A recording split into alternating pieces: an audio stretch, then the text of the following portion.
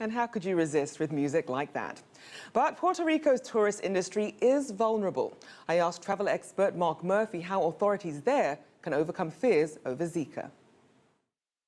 The Caribbean is probably the best at mosquito mitigation as it is, right? So they've dealt with mosquitoes and they've dealt with this for years. So they've got treatment programs, they're spraying, they're doing all the things. So the chances are you're not going to be affected. But then you take the extra precaution, you wear a DEET mosquito repellent, you make sure you're sensible at those hours when mosquitoes are more active, you just stay inside. Other than that, there's not much else you can do. And the reality is 80% of the people that get bit and get infected never even know they're infected, and only 20% know they're infected, and it lasts for a day or 2 days max. So as a whole, it's not really something to be that concerned about.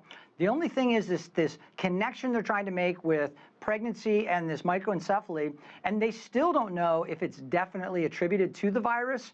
They believe it is. So I would just say, listen, if you're in that mode, use extra caution and don't travel to those regions. But for everybody else, what's happening is they're discounting prices. You're getting a much better deal. So for those who want to travel and love the Caribbean and aren't concerned about it, then I encourage them to go. And they're actually going to save a lot on their trip. I mean, to be frank, they're going to save money as a result of this and have a great vacation.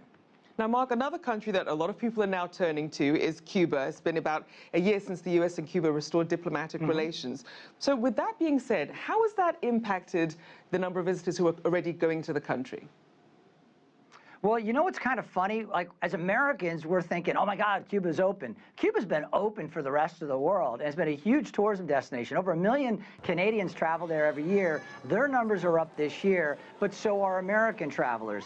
But we still are dwarfed by just the Canadians, who represent about half of all travel to Cuba, with about 1.3 million travelers. So let's say last year 150,000 Americans went. Maybe this year we'll see 200 to 250,000, but it's still tiny relative to the Cuba market because there's still plenty of restrictions in place. And for Americans traveling to Cuba, it is a really expensive trip versus going to any other Caribbean destination. But Cuba's unique, and I just got back from Cuba a month ago.